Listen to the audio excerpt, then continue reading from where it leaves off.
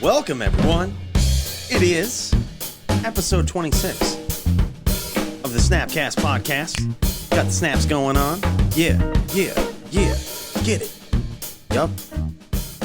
Come on in and groove out with us, man. We're going to be talking about some magic cards today. Big surprise, right?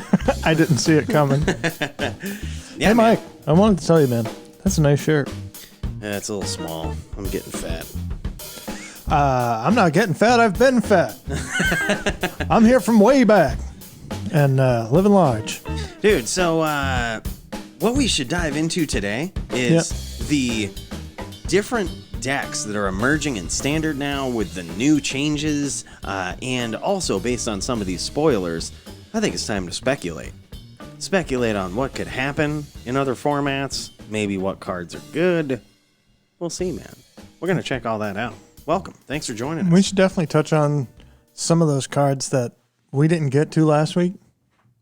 I mean, I joked about it last week, but it's pretty exciting that Ugin is coming back to Standard. Oh, man.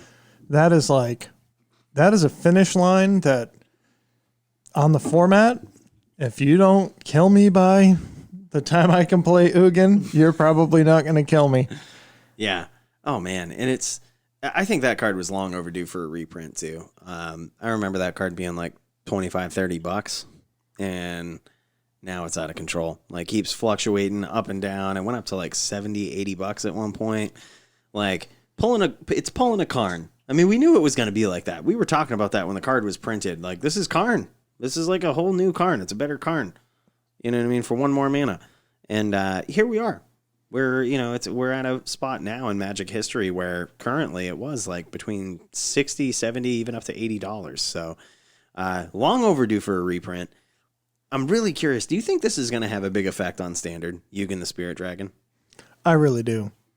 I mean, I just think with its history and its power level, I think people are going to make this card work. Oh, yeah. And I think just as the top end and again, in some kind of controlling strategy that, any deck that can get to 8 mana can basically turn around and wipe the board. Oh, man. It's so good. By the way, if you haven't seen the new showcase art for Ugin the Spirit Dragon, we're going to put it up. You got to check it out, man. Oop. This is so cool. But either way, this looks so beautiful, man. Very impressed. Yeah, there's not going to be any Tron style decks, I wouldn't guess, in Standard, unless they bring back the Tron lands, which I've heard that they're going to reprint those soon, whether it's in Standard or otherwise. I don't think there's no way they're bringing those to Standard, is there? There's just absolutely no way. No, but maybe they're in Double Masters. It would make sense, actually, because most of them tap for 2 mana. Yep. You heard it here first. Yep. Totally 100% confirmed. We're calling it. Tron land reprint and Yep. Double Masters. Oh, yeah. Yeah, man. So that's a really cool reprint. I'm curious, though. There was another card that we alluded to last week that had been reprinted, and you said that Waldo was fired up about blood braiding into that card, and that is Grim Tutor. Mm-hmm. Dude, so... Yeah, so this is also getting an alt-art print. Yeah, both really, really beautiful, man. Nasty art. So, look at that. Yeah, it's like blood all over a page, and like, oh man, it's gory and beautiful all at the same time. So you had mentioned a mechanic, man, about Waldo saying that he wanted to blood braid into this card. What's so special about that? Did I miss something? It's just value. Like most of the spells, like you blood braid elf into Inquisition and you sort of feel bad when it's the mid game or whatever. This is just saying, I'm going to blood braid into whatever I actually want to put in my hand. Right. I mean, it's not the same thing as casting it, but. Yeah. Huh. God, dude. I love this card, first of all, but I didn't understand the cascade into it. That was interesting. But regardless, though. Just value. Yeah. Just like going Speaking for any of value. card. Did you pick something up? He picked something up. We talked about this. Remember us talking about these cards? Cryptic Trilobite. Yep. Card's sick, man. Get them. They're like less than $2 right now. Card's just so cool. It's going to be broken someday. I do like to let people know that when we recommend a card, it's because I believe in it and actually get them for myself. Yeah, put your money where your mouth is. Exactly. Dude, so speaking of recommending cards, if you haven't picked up your Altars of Bone yet, I've never been more sure about a card. I'm going to say that. I'm going to go. We went all in on it, man. We got a ton of copies. Get this card, dude. Like, if you haven't got it already, it's still like between $2 and $3. Reserved list tutor. Sick. Yeah. Sick. But so that's enough flashbacking. We're reminiscing over here. Maybe I've had too many of these things right here. I'm just focusing on the past and how things used to be, man. The world used to be a better place. Yeah, 5 minutes ago, freaking awesome, dude. So I, on the other hand, am sticking to a nice all natural seltzer. All natural. Canned label. Canned label. Polar bit was probably printed by Coke or something. Probably. Yeah. No, actually Polar is one of the few companies that is its own. Oh. They own itself. Word. The Polar Seltzer Company is actually out of Rhode Island. No kidding. That's why I know anything about it. Ah, okay. You next leveled me there. People that don't know, I'm originally from Rhode Island, which means for the rest of my life, no matter how long I've lived or worked in Maine or gigged in Maine or played Magic in Maine, I will forever be from away. From away, Bob. You're from away, are you? Oh, yeah. Well, that's okay. We like you anyway. Dude, okay, so random side point, and I'm sure some of our listeners will appreciate this, especially if you're from Maine, but have you ever heard of O-Chang Comics?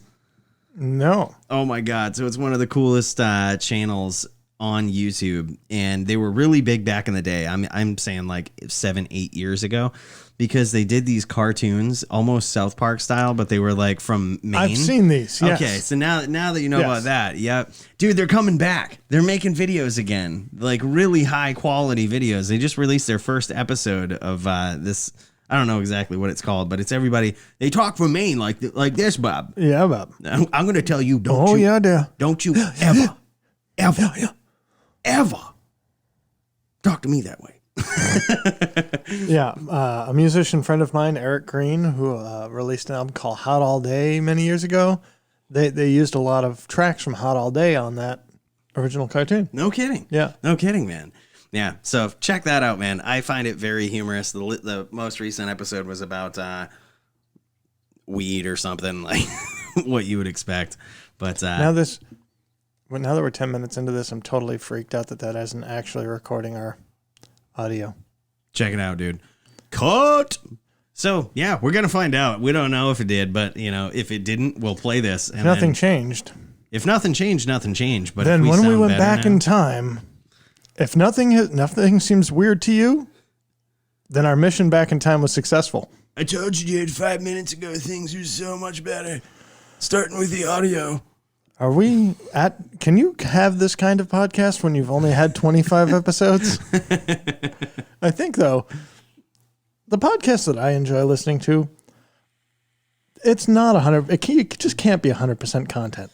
Not all the time, man. Like, this is, Mike and I had a conversation before recording recently that we talked about everything that's going on in the news and how much we want to get involved in talking about current events and things in the news. And I actually like that we're not a news podcast. Like, we don't start out every week necessarily by saying, this is what happened in Magic this week. Right.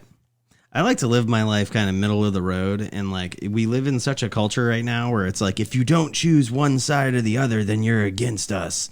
You know what I mean? I'm going to say this right now. I don't know what issues could be coming down the pipe, right?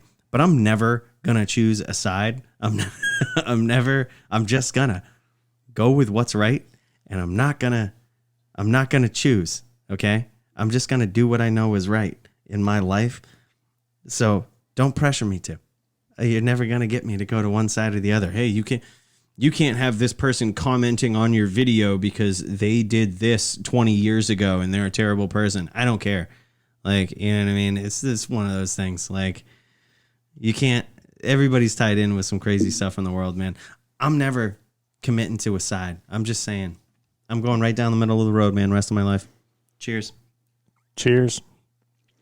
So Was there any other cards that were printed or reprinted that we wanted to talk about before trying to cut into some deck lists? Dude, Ruined Halo is getting reprinted. Yep.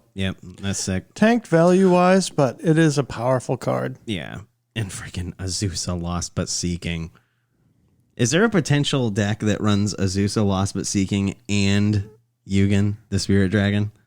Obviously. I mean, especially if you can go, when's a Boreal Grazer rotating? Because if you can go a Boreal Grazer on turn 1, Azusa on turn 2. 2 more lands on turn 2. 2 more turn lands. 2. So you're at 3, 4, 5. 5 lands on turn 2. You'd have to have 5 lands in hand in those 2 cards. Yep. But at that point, you play Nissa, who shakes the world. Ooh. And then next turn, you can untap and play Ugin. God, dude. It's insane. So that's turn 4 Ugin, turn 5 Ugin. The neutron right here. Dude, speaking of like theoretical decks and stuff, I'm kind of wondering how Standard has changed up since all of the like companion stuff has been going on. Admittedly, I haven't been streaming Magic Arena as much. I haven't forgotten about it. I'm just waiting. All right. I'm waiting for the right moment. But also I kind of want to learn a little bit more about it. We just, spent so many resources on building a companion deck and then it got nerfed. So I got a little discouraged. I'm feeling a little way about that. So I'm just curious, man, to kind of look at this stuff and see how Standard's changing. We actually have more data now since we did this a couple weeks ago. Oof. And, dude, look at this. Rakdos Aggro. There is, admittedly, the number 1 deck here in this tournament that you pulled up, a Standard Preliminary. There are no companions in this deck. No. There is a Bant Yorion control deck, but what about, so that obviously has Yorion. Yep. What about Team of Reclamation? Yeah, so you no longer need a companion to be competitive. But then again, now the only competitive companion must be Yorion, right? Yeah. Well, and we did talk about that. Now, let's look. Now we're looking on Goldfish. So there for a second, we were looking at MTG Top 8. Mm-hmm. Looking at Goldfish Standard Preliminary 9/6. Or, sorry, 6/9, 2020. So 2 days ago. Is that right? Yep. Rules would have been in effect. Yep. Rakdos Luris 5/0. And by 2 days ago, it means 9 days ago.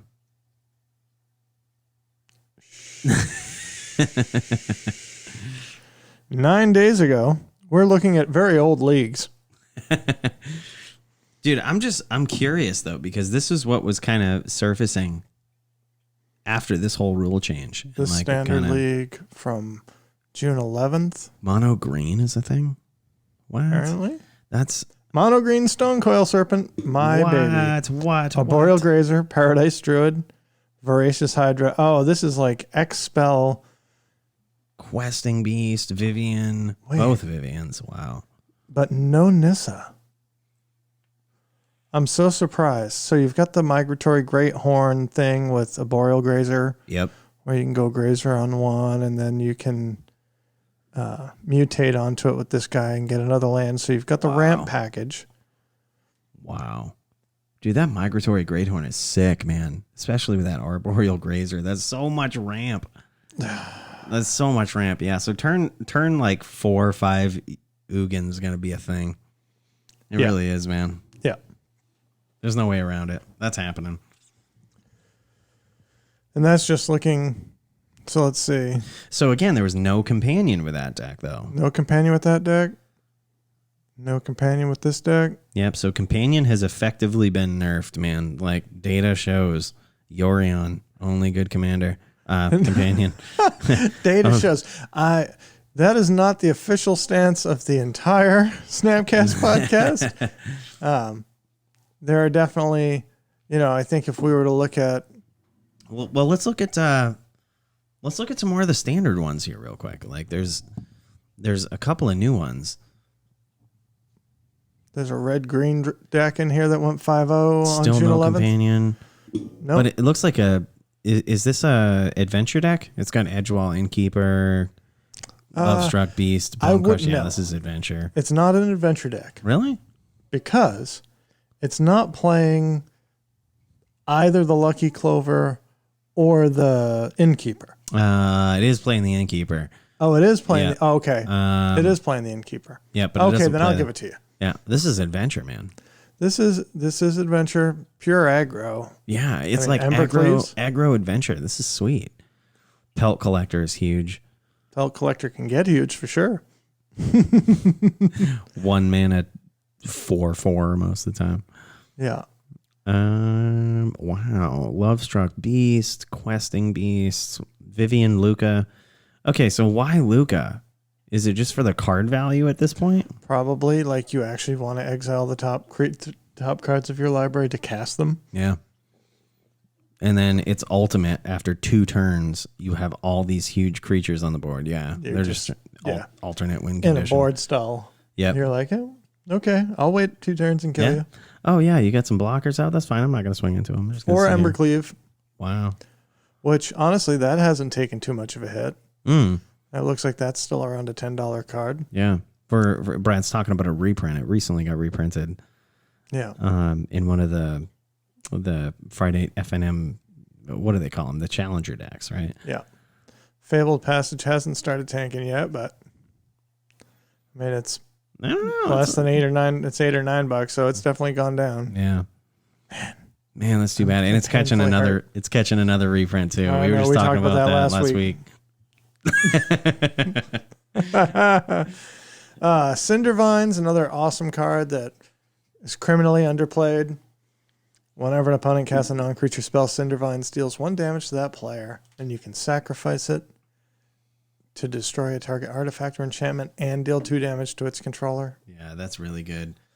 What are you trying to find? Whenever they cast a non-creature spell, it deals 1 damage to them. That's so important, man. Like, this card has so much sideboard value. It's not even funny. Yeah, and green and red is actually popping off in Pioneer and Modern. Yeah. Dude, I think it all kind of hinges around the giant guy, right? The adventure giant. What's his name? So what are we trying to look up? Just going standard decks here. Top 8? Yeah. Okay. So in this league, it was only 8 players. Bant Control is a thing. Temur Yorion elements. So again, Yorion's the only companion I'm seeing in any of these decks. But this Bant Control thing looks sick. Teferi Time Raveler, 4 of those. 4 Elspeth Conquers Deaths. This is like the new control deck. Hydroid Krasis is back, man. It's Aether back Gust is so good right now that this deck is playing at main board. What does it do? So Aether Gust is choose target spell or permanent that's red or green. Wow. So apparently red-green decks are huge right now. Yeah. When you can play Aether Gust main board, you know that red and green decks are doing pretty good. Wow. Pretty good. Choose target spell or permanent that's red or green. So you could technically, if you got nothing else to do with it, just put your Euro back on top of your deck when you cast it. When you cast it. Bam. Yep, Euro. I'm just going to draw it again. Draw it again just to gain 3 life. I mean, that's not a good play. Don't do that. I mean, that is an edge case where, maybe that's worthwhile. Dude, wait, actually, no. It does run these cool. Yeah, that's really looks like a backup reason as to why it's here. Because you have Hydroid Krasis. You have Knight of Autumn. You have these crazy good creatures that come into play and do something, or you get a benefit from them on cast. Maybe you just want to bounce it. Yeah, you're just bouncing your Knight of Autumn. You got to take care of another artifact or enchantment. So end of turn, you Aether Gust it. God, that's good, man. Maybe you want to shatter the sky and not kill your Dream Trawler. Yeah. Gosh, this is pretty cool. Fun. So apparently, but you still wouldn't run that unless the meta game had a lot of red and green in it. So I mean, this league at the Monkey Planet that we're looking at list on MTG Top 8 from last week. Small event, but small event. So let's look at what's this OP training at Kaleidoscope Dragon thing. This looks 6 players. Back out of that. I don't even give a shit. Weekly trial. No, I think we're better off on. Yep. On Goldfish. Let's see. We got a Jund deck. So Jund Sacrifice. This was that ranked in order? Like because it was up there at the top, or does that mean it's a? So these are like 5-0 decks. So these were from the 5-0 deck dump from June 11th. Mm-hmm. So there's a Jund Sacrifice. So this is the deck that I thought would be really good. This is me and my buddy were speculating this, that like Jund Sacrifice is just sick. So Bolas's Citadel, do you guys remember us telling you to pick those up? It's now in a deck. Like it's now in a standard deck, and its regular version is $3. How much are those promos and those foils? I'm just really curious. Like we can check those up and see if we Launch party promos like $3.50. yeah, okay. I think we got ours for like $2 or under. So like still pretty decent increase in value. But the main point is it's being played. Like this is with Jund Sacrifice, this can almost instantly kill your opponent when it comes out. I mean, you're sacrificing permanents and dealing damage with like your Mayhem Devils and your, what's the other one? The Judith. Yep. So you're dealing damage with those. But then also when you sacrifice 10 permanents with this, like it deals 10 damage to target player. And then you get an additional 10 off from Mayhem Devil or what have you. Gosh, man, that's really good. Hey, Soul Guy Lantern. How you doing, buddy? Hey, Good to see you. I like you. I feel like we've talked about a lot of these cards. Dude, that cat oven combo is so sick, too. So, blue, red, green, black, red, green, red, green, black, red, God. blue, black, green, red. Every top deck on MTG Goldfish over here has red or green in it. Yeah. Every single, in fact, all of them except for 2 have green in them. Yeah, we looked at that list. Wow. So Ether Gust is really good right now. Yeah. That is almost never a dead card.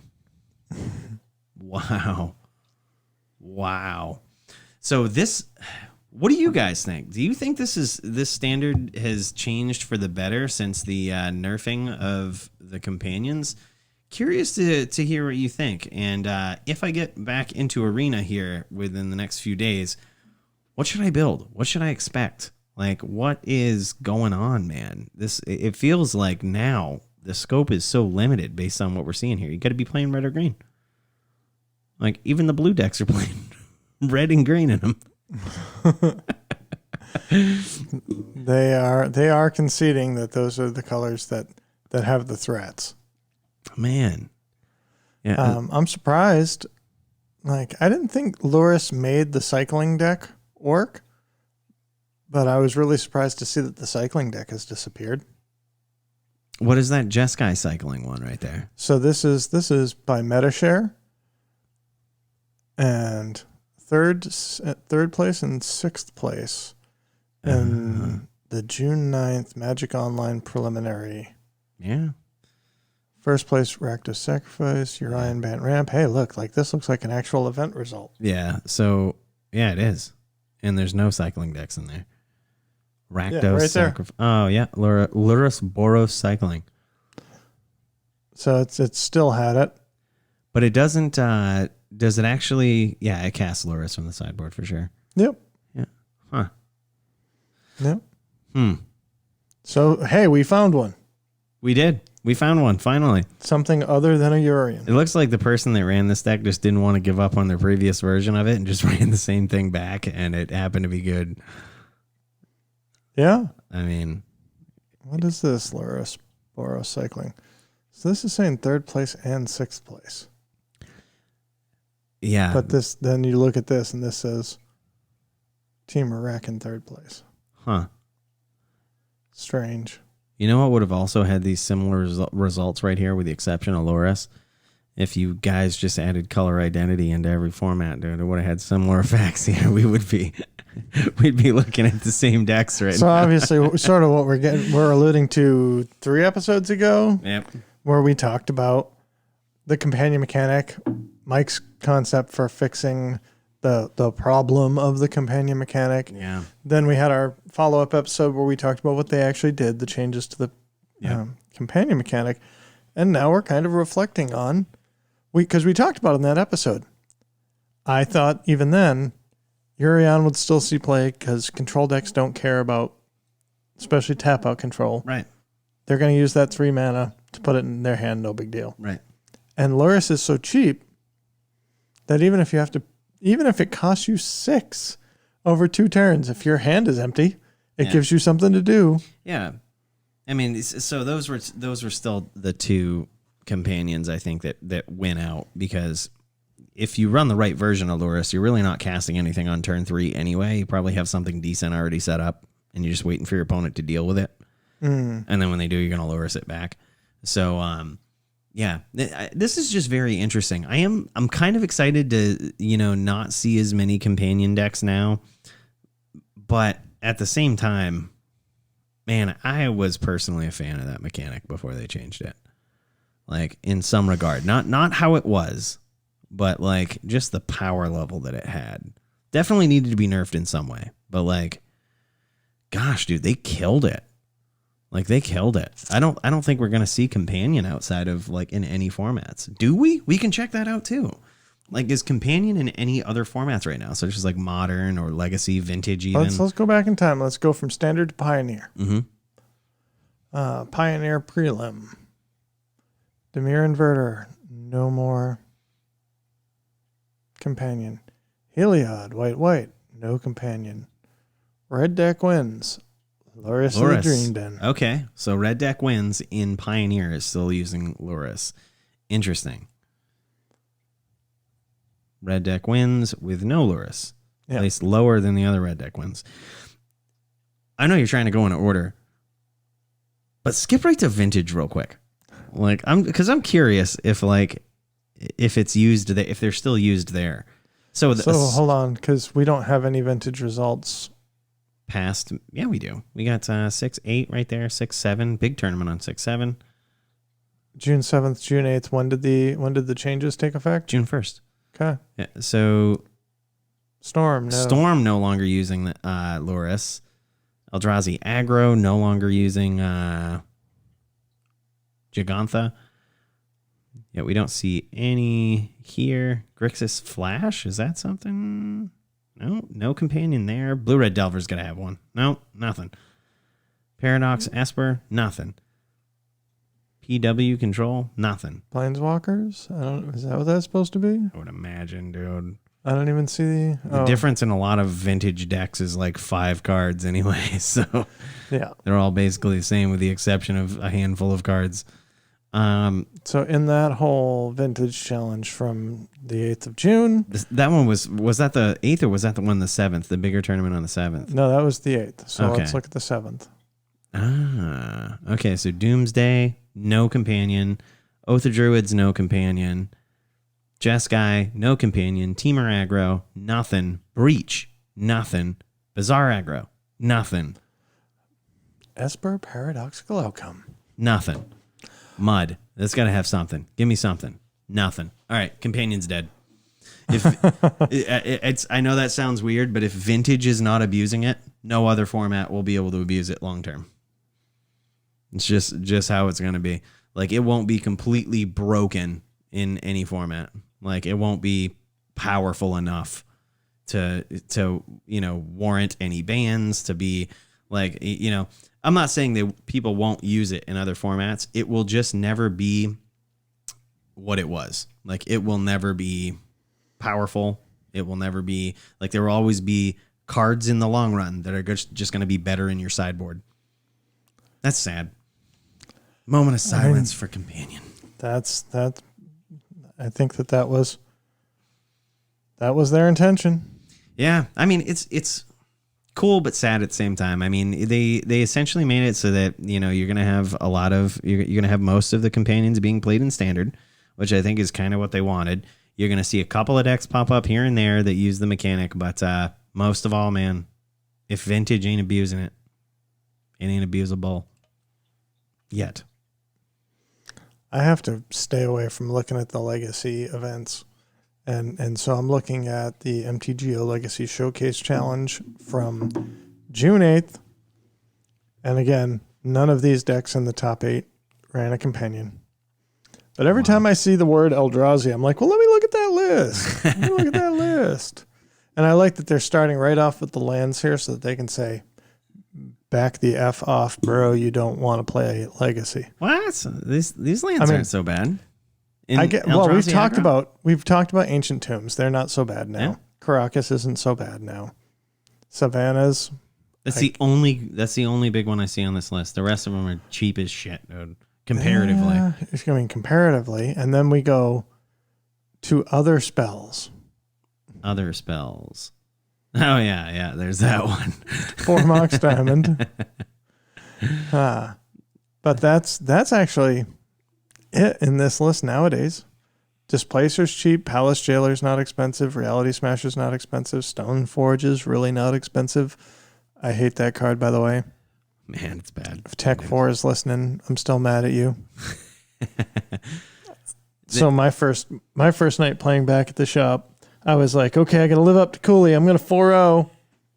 No. 3-1. Oh. Lost to Bant Snow Control. What? It's real hard to beat turn 2 Stoneforge Mystic, turn 3 Batter Skull. Yeah, it's really bad. It's discouraging. Son of a bitch. Yeah, especially when you're humans and like you're just trying to overrun your opponent, and then suddenly they have a chump. And A vigilance life gain chump. yeah. It's like they put you on Reflector Mage or die right away. Yep. Turn 2. Do you have Reflector Mage? You don't? Okay, you're dead. Yeah. Like you're not coming out of this. Yeah, weird, man. That sucks. I'm sorry to hear that. Containment Priest, though. Are you excited that that's coming to humans? I am excited, and it just occurred to me now that would save me from... No, I guess not. Well... Dude, it would save you from so many bad matchups. So many bad matchups, but it wouldn't save me from Batter Skull. I'm sad again.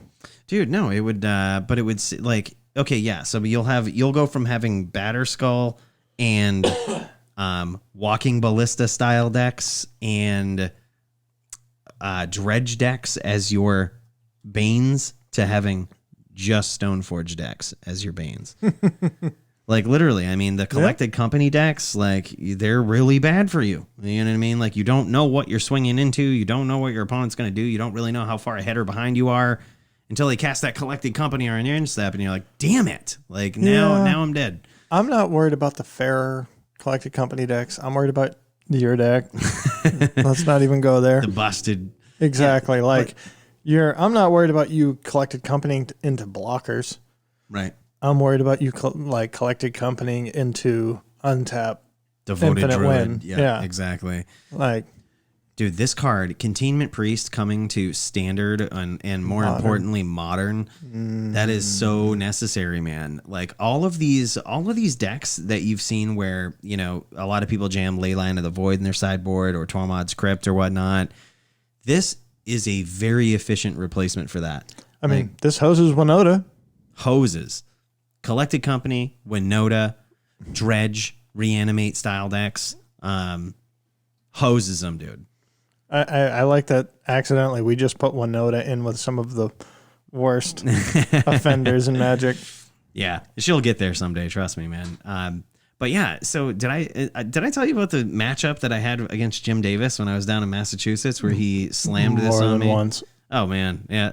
I apologize if you've heard this before. I'll give you the abridged version, but it's I figured out the hard way. Containment Priest is really good against Dredge. To be fair, Mike was like, I can play through this. I can play through this. I'll figure it out. Well, I had Firestorms in my deck, but when it occurred to me that I had dumped my entire hand for a first turn Lion's Eye Diamond, which got forced. I'm like, or no, that my Faithless Looting got forced. I was like, well, I guess I'm a little behind here. You know, it's you can't play around it at that point. It's like turn 1, he lays a land, go. Me, turn 1, try to explode, force your draw engine, and then slam Containment Priest. You're never coming back. There's nothing you can do. Like, even Firestorm isn't going to save you at that point. Like, you need to really build up the cards in your hand, and you don't really want to go to your draw step in Dredge. Like, you don't want to actually draw a card. That's pretty antithetical to the point of the deck. Yeah.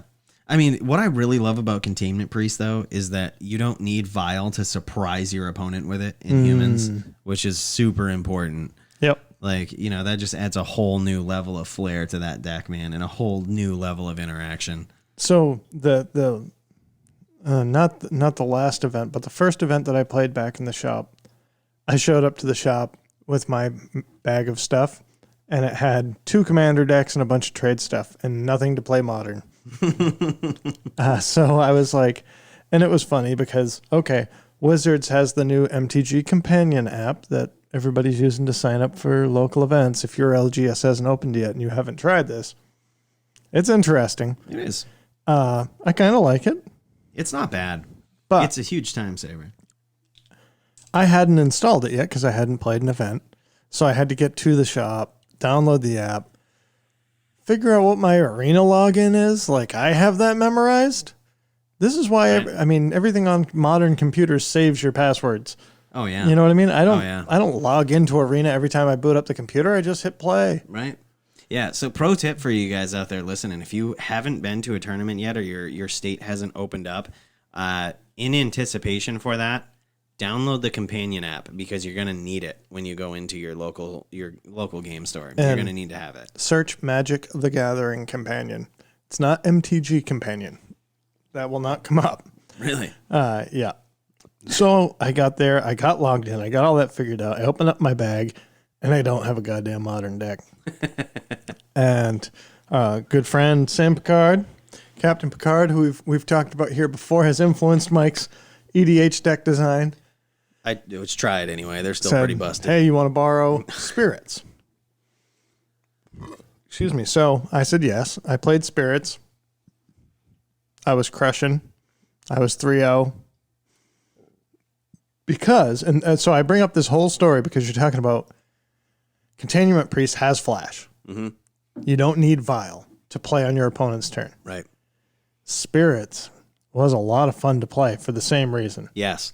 So much of that deck is instant speed, even though the whole deck is basically creatures. Right. Well, that was, you remember the tabletop games I was playing with your humans deck.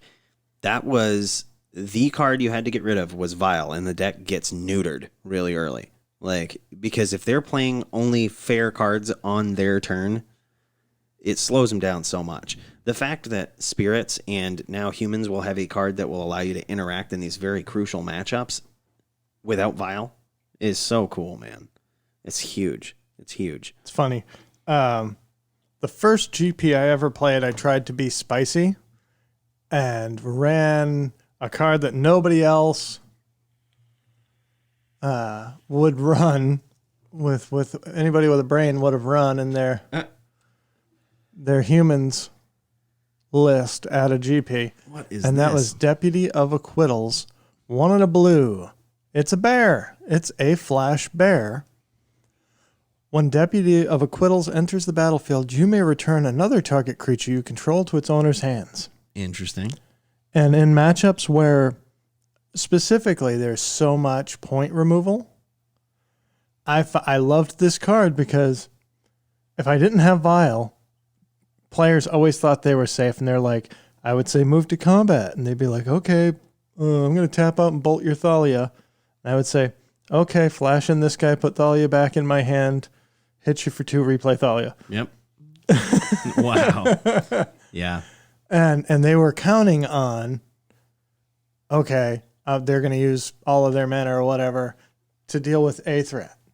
This guy obviously doesn't really help with board wipes, but for spot removal, just being able to blank the removal and not be down a card, like I took one creature off the battlefield, replaced it with another creature, you wasted a removal spell, and I get to replay my Champion of the Parish or whatever. Its creature type is really interesting too because it's a human and a wizard, so it actually plays well with Deputy of Detention, Right. which is so if you have to call wizards off of like one of your caverns or whatnot, Right. That helps you with your Meddling Mage, your Reflector Mage, your Deputy Detention, and possibly this. Yeah. So this was like a spicy include I played one time. But again, we're just talking about that point. Containment Priest having Flash gives you more interaction without a Vial. Yeah, like one of the, in my busted Devoted Druid deck, the card that I literally sit pretty on so more often than not, where I'm like, okay, I don't care what you do, because I have a collected company in hand. I don't care what you do. If someone flashed in a containment priest on me on that. Oh, I can't wait. I'm so looking forward to it. And Containment Priest, the original or the older printings are going up right now because people want to buy them now to have them on day one. Right. So they're not trying to crack packs of 21 to get 4 Containment Priests or whatever. Yeah, I think for a long time it has been well, I should say ever since its reprint in Modern Horizons or Modern, I don't know, one of the master sets, I think, it was significantly undervalued. You could get them for like under $5. We didn't say spec on them because they weren't really legal in a lot of formats like Modern or Pioneer or whatnot, but now that's going to change. So if you crack one of those and they're only worth like $2, hold on to them, dude. Forever. Like that card is so valuable against so many matchups. I mean, it's a 2/2 for 2 with flash, regardless if it has any other abilities. But the ability that it has just hoses so many decks. Especially I never even realized there was one of these ugly Almond Kit invocations of it. Oh, what? Stupid looking. I think that's what it says at the top of the card. So. Yeah, that, and then instead you can read the word priest, but priest. Man, that's weird. That is weird. But yes, I am excited about Containment Priest coming to humans. It's made for some very interesting conversations. Yeah, that's for sure, man. Azusa lost but seeking being back in standard. What are we, like we've kind of joked about a Yugen deck, but this is gonna get real, man. Like it is definitely gonna get real. It's real. Like this card, I don't think people realize how busted it is. Like if you're trying to ramp up, right? This is one of the best ramp spells ever. Like your opponent, if you have 2 lands in your hand, they don't ever have a window to respond to what's gonna happen. You know what I mean? Can't respond to land drops. You can't respond to land drops. So like if you're playing against a burn deck or any deck with a removal and you land this and they're like, yep, I'm just gonna remove it. You don't have the window if you play your lands right then and there. And then this is why this is the next level reason why this card's so good and is gonna like shake up standard, I think. Because then it begs the next level question of, do I even get rid of it now? You know what I mean? If they already played 2 lands out of their hand, what are the chances they're going to play 2 more next turn? Exactly. Like, so is this card dead now? Or should I still get rid of it? Or am I giving them value by getting rid of this? Like, so for 3 mana, just think of like the best possible play this could have, right? 3 mana, you play 2 additional lands, and your opponent discards a removal spell for 3 mana. Yeah. That's one of the best ramp spells that they've ever printed. That's really good. I think it's really going to shake up standard, man. And then depending on those lands, you play a 2-drop. Oh my God. You know, you play this in a mono green deck. Yeah. And play something stupid like 30 lands and a bunch of X spells and those creatures that grow and whatever. And you're just like, okay, I'm going to play this, play 2 more forests and play out a 2-drop. Or you know, maybe you play this on turn 3 after playing an Arboreal Grazer. And then with your 2 additional lands and your 1 mana that you still have up, you dump that 4/3 that lets you get card advantage, the guy that was spoiled. You know what I mean? That when he connects, you get to look at that many cards at the top of your library and put one of them in your hand. Oh, yeah. So he Garruk's Harbinger, I think? Yeah, so he starts replenishing your hand and stuff. Like, and we're just theorizing about a mono green deck right now, which they're already a thing. Like, we already saw one of these things go, 5-0 in a tournament. So the fact that you just have this, like, insane ramp now is just nuts. Like, I just don't think people realize, like, how good Azusa is. Oh, I think they realize how good Azusa is because Azusa keeps, keeps shrugging off reprints. Now, as a rare in an in-print standard set, you're going to see a lot of copies of this. That's true. They're bringing it back at rare, not even mythic. I think this is another one that is just like so stupid. Don't trade one to anybody. Just every time you open one of these or trade, every time you see one, trade for it, hold on to it, see me in 2 years. Yep. then get rid of it. Because even if these bottom out to $5, in 2 years they'll be $10. Do you think that's why they brought it to rare? Because it shook that reprint so easily? Like Was it not a rare in the last reprint? I think it was a mythic, or was it? Well, we're checking this out now, but like even so, I mean, I guess more of a reason to still reprint it again as a rare, because it just shook that off pretty well. It went down. It went from like $40 to, it was Masters 25. It was a rare. Yeah. Wow, dude. But And it the still Master shook set that. don't get printed as much. That's true. That's true. But still, I mean, that set had Imperial Recruiter in it, and that tanked pretty hard when it got reprinted. It was down to like $20-25, but now it's right back up to 40. In the same story, with Azusa, it did the same thing. It went to like $20, and now it's creeping right back up to 40. I mean, I'm wondering if that's why they like just continue to print this at a rare. You know what I mean? They're just like, some of these cards are really good and they're out of control. Azusa Lost But Seeking is still the 4th most valuable card in Masters 25. Wow.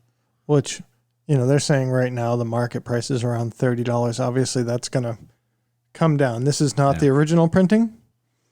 It's a reprint. So and these all have the same art. So I think that this price is going to come down to wherever the standard price falls. But so right now I'm looking at mtgstocks.com, looking at Masters 25 as a set.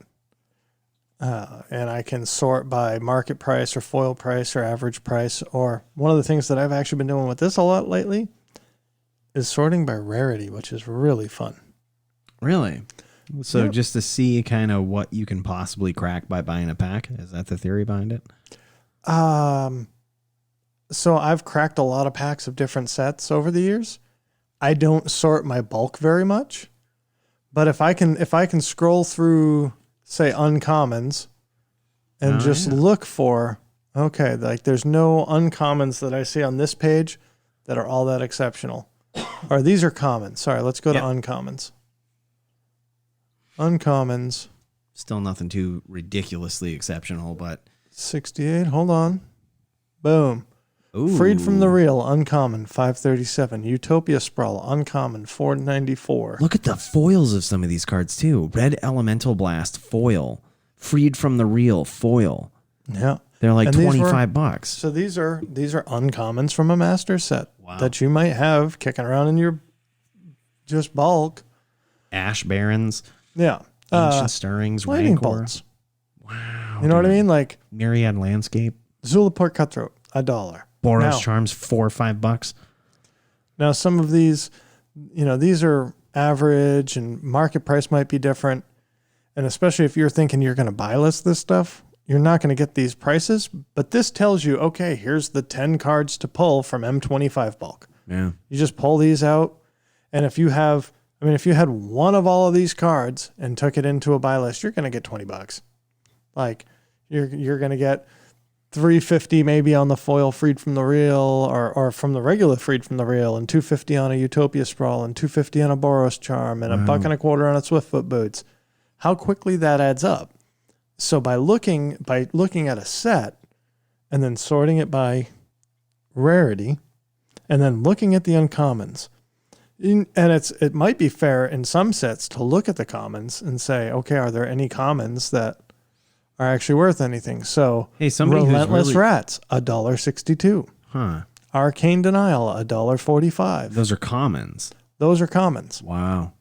So someone who's really good with data could just collect all this data right here, download it, and then tell you the reasonable expectation that you should get monetarily. It's right here. Expected value for a pack or for a box. What? The only thing that I will say about this is, and they tell you how that has changed over time, they ignore commons. Yep. Yeah, I think especially with the prices of some of those commons we were just looking at, $1 or $2 is pretty significant for a common. Yeah. When you get like 11 cracks at the... But they're saying the average booster pack, ignoring commons, of M25 is worth about $8.86. Wow. A box is on average worth about $2.12. No kidding. So yeah, and it still says the market value there too. So the market value per pack is still $750 and per box is $180. So so if you take your time and sell the cards that you get from that, your expected value is higher. Yeah. Wow. Yeah, or you might be able to buy, if you want to even out your odds, you might buy 10 boxes at 180 and you're going to average out. Yeah. Wow. That's interesting, man. The only problem there is like, of course, yeah, the expected value might be like, $32 higher, but then the real question comes of like the time you put into sorting and picking and reselling. Yeah, sorting, picking, reselling, but also like paying shipping and all of that stuff too. Yeah.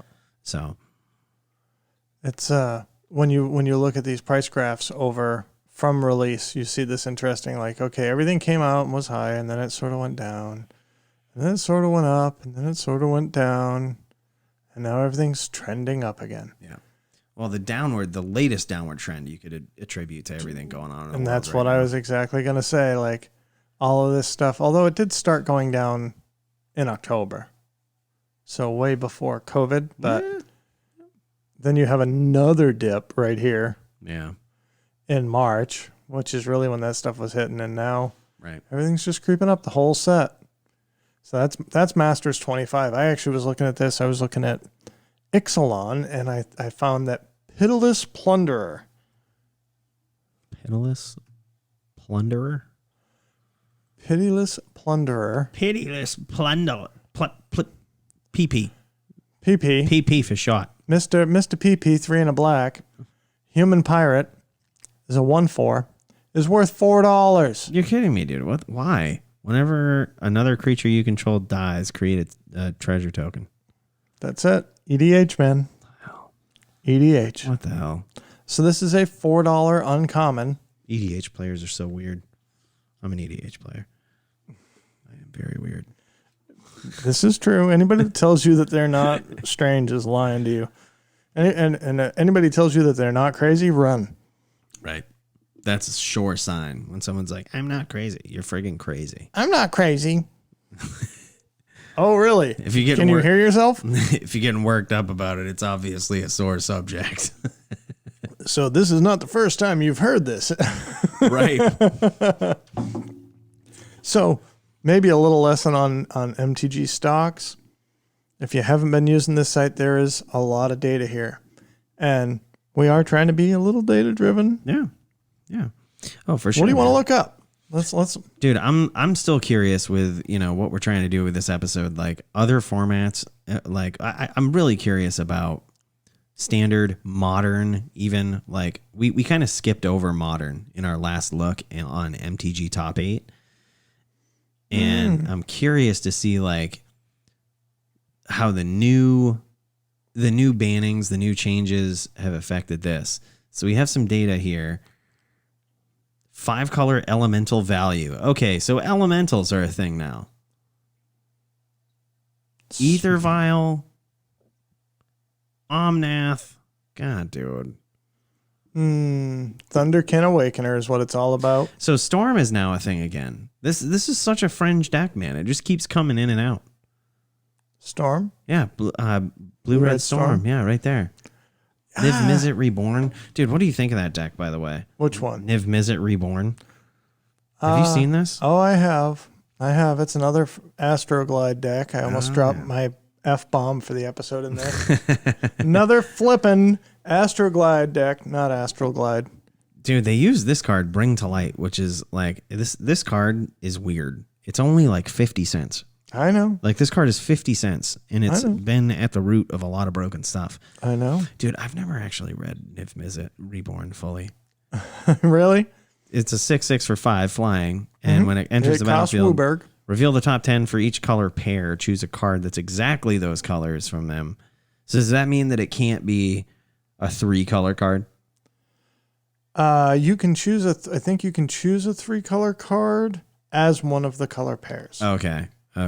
But at the same time, somebody asked if you could grab Niv Mizzet from a pile, and you can't. So maybe that's wrong. Yeah, because it has. If it's exactly those colors, well, we could look at the deck too, Yeah. because it looks like there's exactly 2 different colors in a lot of these cards, right? Exactly And 2 2 different colors. colors. Yeah. So it's basically Everything. it's drawing you 10 cards. Yeah, there's exactly 2 colors on Supreme Verdict. Exactly 2 colors there. So it can't be 3 colors. I love that it's playing on Mordigo. So What? again, Waldemar was playing this deck the other night. Was he really? Yeah. Oh man. Unmore you go. Choose a card name, search your opponent's graveyard, hand, and library for up to 4 cards with that name and exile them. That player shuffles their library and draws a card for each card exiled from their hand this way. So we're gonna If there's one card in your opponent's deck you can't beat, get rid of it. Choose a card name? Yes. So you could choose planes? Yeah. Oh my god. But you can only get 4 copies. Oh, okay, yeah. So you can't take all copies. Okay. But yes, you can choose a basic land. You can choose any land. Wow. If you're playing against Valakut, you can Choose Valakut. or Prime Time. Yeah, I was gonna say prime time might actually be a better choice. And here it's a 5-color deck that's doing just fine. Yeah, it's got Nahiri in it too. Does it run the it just runs Niv Mizzet for its target, right? For what? Oh, to get with Nahiri? Yeah. Yeah. Niv Mizzet. I guess you could get Klothys if you needed it, or you can get the Uro, but probably the Niv Mizzet, because then it just draws you the cards. Draws you 10 cards. And then you can put it back into your hand at the end of turn and then replay it the next turn and get Dude, and it runs like Sahili Rai. copy your Niv Mizzet. It runs the Felidar Guardian combo too. God, that's so good. Just a one of, just for funsies. Scape Shift still a thing. Bant Ephemerate. Oh man, I love this. I wanted to build this, and I can't remember. There was something about this that made me go, yeah, I don't want to spend the money on it. It was probably the Stoneforge Batter Skull Swords package. Stonehorn Dignitary. I love it already, dude. Oh my god, I love it. Tell me it runs the Healy Rye in here. No. Tell me. No. Damn it. That'd be so cool. I mean, it's just Bant. What? Dude, this is cool. So it's kind of like a control deck that just has a bunch of enter the battlefield. Yeah, it runs a Soul Herder. Yep. Ephemerate. Ephemerate. Just blink and then blink again. Wow, dude.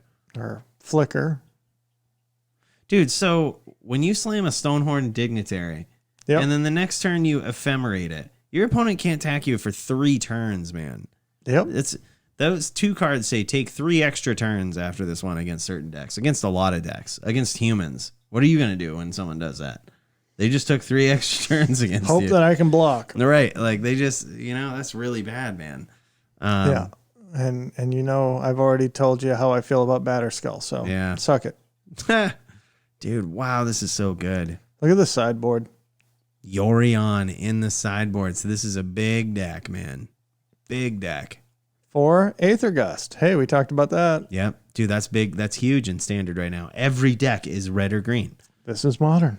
And this is modern, exactly. It's like it's even in modern. Which is interesting because actually this list doesn't, although the 5-color elementals, heavy red green. Niv Mizzet. Heavy red green. Blue Red Storm. Red. Scape Shift. Red green. Yep. Ad nauseum. No, not so much. But I mean, but it's modern. You're going to have a diverse. Right. That's why it's in the sideboard in modern, not the main deck. Was that the? No. Okay. So here's an MTGO preliminary. Mm-hmm. This happened on June 10th. We only have 5 decks in this list. So just to digest this a bit, that last deck we saw with Yorion, that was the only one I've seen in modern recently that uses a companion. So it's obviously worth paying that 3 mana, putting it in your hand because you have so many enter the battlefield effects of your creatures. God, that's so good. God, this is so gross. It's 2 Gruul decks and 3 Snow Control decks. Wow. That's so sad.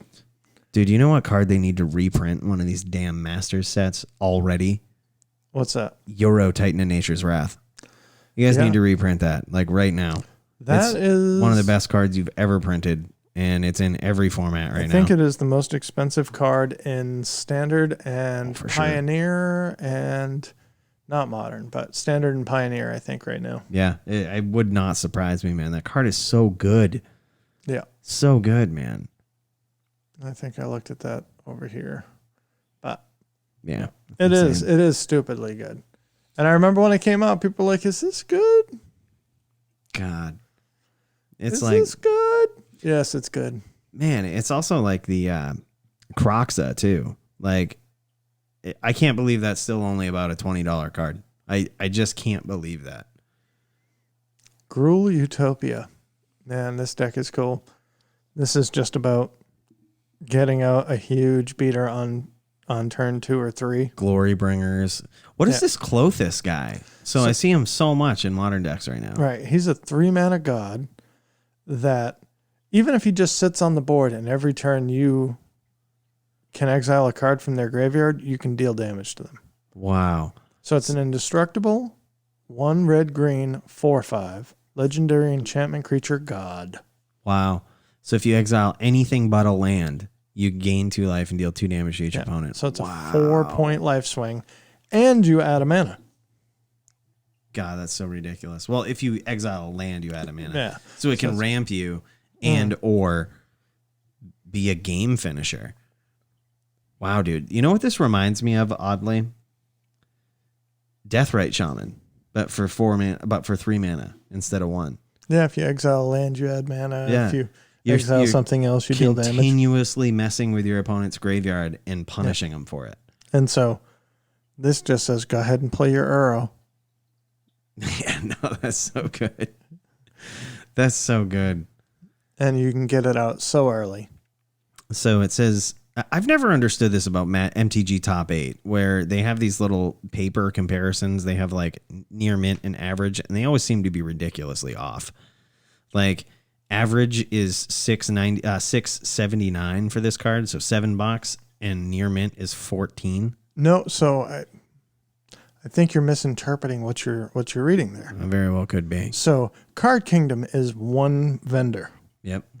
So if you buy a near mint copy from Card Kingdom, it's $14. Mm-hmm.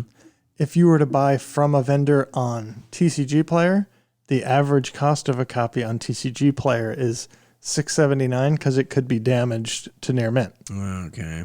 Right? So their prices run the gamut. Okay. And that's just the average. Okay. So you can get, on average, though, legit this card for about $7. No, this is why, and maybe this is the most important lesson of this episode. Kids. Well, because I figure that, like, average is useless. yeah, I don't know, though, dude. Because for every damaged card you're going to have that stupid near mint stuff that's like. Right, but here's the thing. The near mint stuff is going to be $15. And the damaged one is going to be $2. And so the average. So having an average price of a card doesn't mean that there's a single copy that's that price. Huh. That you don't have. There doesn't have to be a copy at $6.79. If you have, say there's 20 copies on the market, and what's twice $6.79? We'll say $14, right? So 10 of them are $14 and 10 of them are free.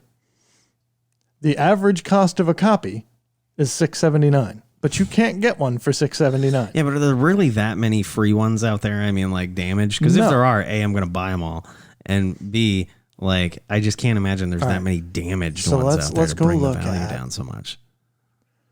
Clothis on TCG Player. As low as $4.65. So I don't know why this is showing me a foil. Foil for $10. Why is it showing me foil? Oh, we're looking at pre-release cards. Ah. So Theros Beyond Death. Yeah, you can get it for $5.75, dude. See, freaking. So I guess what I will also go back to saying is the information that we were looking at there is incorrect. Well, that was kind of my point, is that the MTG Top 8 just seems so incorrect so much that like I don't really ever know what to believe. Yeah, so they're saying the average price is $6.79. But we're looking at cards or copies. Too many windows. Dude, if those are $5 I'm going to get those. That's my snap this up this week. Yeah. What the hell? Clythos, God of Destiny. Clothis. However you say this guy's name, he's the God of Destiny, and it is your destiny to buy him at $5. This card is insane. Yeah. So, I mean, as low as $5.50 with shipping, and then you go as high as $7. Yep.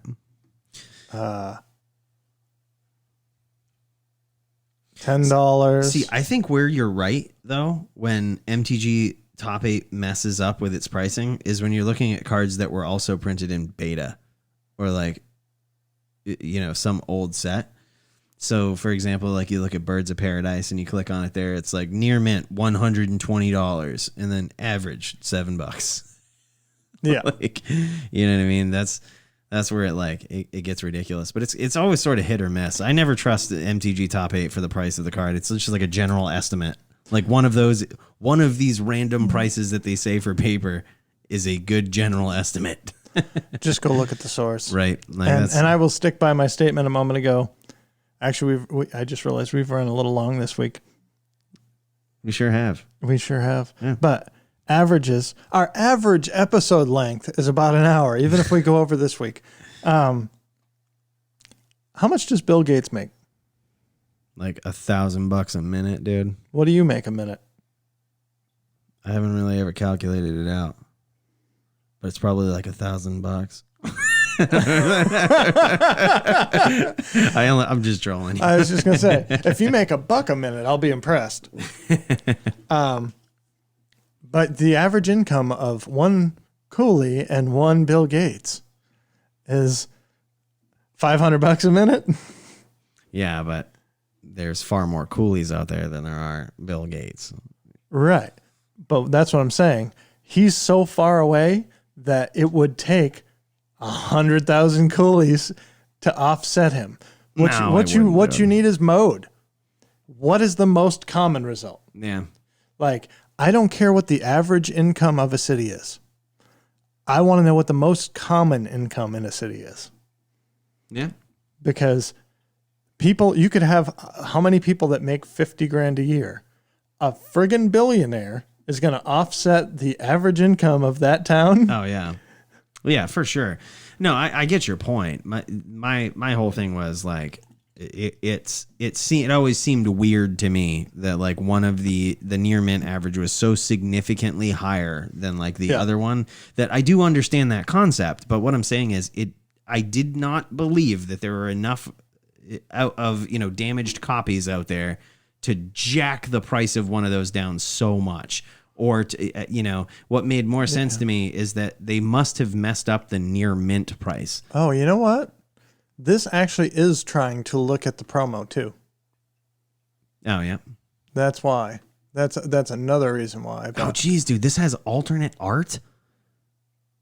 Clothis has alternate art, dude. Card Kingdom is just more expensive. Oh my God! There's an alternate art of that card. We got to see what that's worth. This official right here. Snap this up.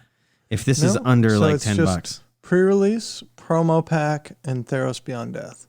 This was the pre-release card. Yeah. This is.